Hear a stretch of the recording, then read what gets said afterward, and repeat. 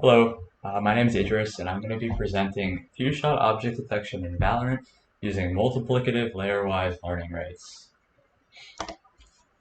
So here's the problem description.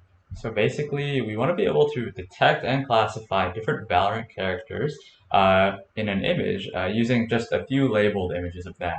And for a quick example, on the right we have our friend Yoru. He's in a box.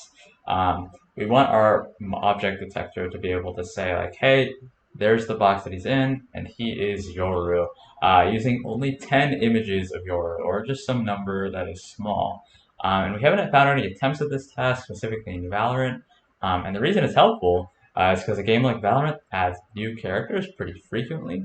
And so only needing a few images to fine tune a model is quite nice. And this can be applied in a couple of different places, like observer assistance. Somebody who's watching Valorant might be able to kind of take benefit from being able to see boxes and character names rather than having to kind of keep a close eye.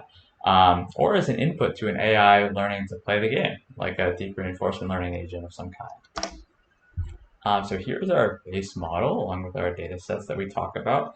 So our base object detector is trained on a data set called Pascal VOC, which is essentially just a general object detection data set. Very cool, but it's about everyday items in the real world. So think like a car or person or traffic light, that kind of thing. And our fine-tuned object detector uses the data set that we made, a custom data set, and it has images of the Valorant characters. And so we took 10 of the Valorant characters, and we have 10 images for each of them in the trained data set, and 10 images for each of them in the validation data set, for a grand total of 200 images. So we have a couple of baselines in our proposed method, but they all follow this general method outline, which is a two-stage training scheme. Stage one is training the base object detector using the base class, or the base classes, and that in our case is going to be training some kind of object detector on Pascal VOC. And so that's the same for all of the methods that we're going to talk about. And stage two is removing that final layer, wiping its weights, and then training using a new final layer. And this, in our case, uses all of the new data. So that would be our custom data set, and it's fine-tuned on that. And that stage two is where it differs in the following methods. So here are our baseline methods. Baseline number one is the freeze. And we took a lot of inspiration from a different paper called Frustratingly Simple Few-Shot Object Detection. And what they did was they froze all of the layers except for the last layer in their object detector.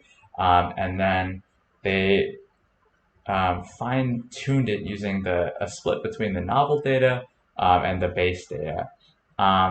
And our baseline number two is no freeze, which is similar except there's no layers frozen. But note that all the learning rates for all the layers are the same. And that's common in like transfer learning, things like that. It's a very good approach. And so here's our method, multiplicative layer-wise learning rates. And so learning rates are defined for each layer. And so the final layer has some learning rate, which is defined by you. And then each of the learning rates from there are recursively defined as the learning rate for the kth layer is the learning rate of the layer ahead of it, k plus 1, multiplied by lambda, which is a hyperparameter for us. It is some decay factor. And if you're not within the last m layers, your learning rate is just 0, so you're effectively frozen. So here are our results. So we used AP and AP50 as our metrics. Those were used by the COCO dataset, so they're very solid. And there are some interesting things to talk about. Our training method managed to actually perform the best in one scenario, or actually a couple.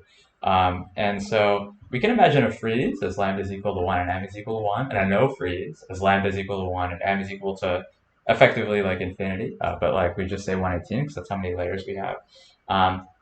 And we see that lambda is equal to 0.5 and m is equal to 25 performed the best for us, and it kind of was like a sweet spot. So our conclusions, the MLLR training approach had strong performance.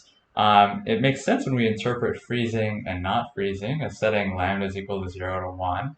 And this may indicate that the practice of freezing layers should be generally reevaluated.